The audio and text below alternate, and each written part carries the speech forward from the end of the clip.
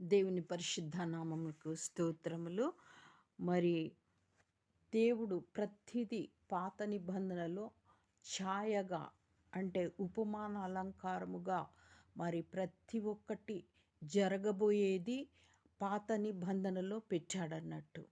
అది చూద్దామా? మరి భూమి క్రొత్తగా మార్చడం, అది జరగబోయేది మరి అంతయు నూతన పరచడం అంటే యేసుక్రీస్తు వచ్చి మరి మనల్ని నూతన పరిచేది అదంతా కూడా ముందుగా అన్నీ కూడా మరి ఛాయ. ఈ పాత నిబంధన అంతా కూడా క్రొత్త నిబంధనకు ఛాయగా ఉంచినాడు మనం గ్రహించిన ఎడల. దేవునికి స్తోత్రం.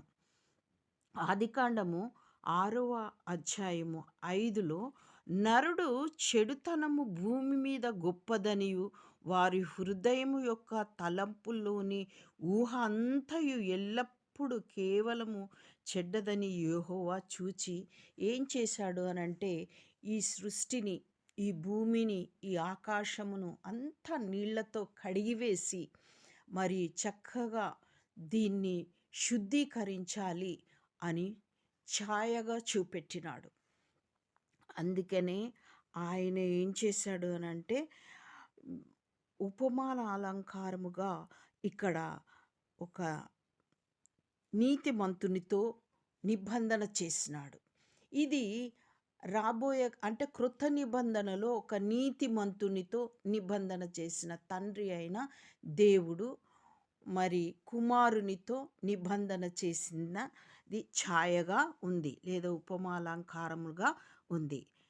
మరి ఆదికాండము 6:18లో అయితే నీతో నా నిబంధన స్థిరపరచుదును, నీవును నీతో కూడా నీ కుమారులను నీ భార్యయు నీ కోడళ్ళను ఆ ఓడలోనికి ప్రవేశింపవలెను అని నీతిమంతుడిని చూచి మరి ఆయనతో నిబంధన చేసి ఒక ఓడను కట్టమన్నాడు.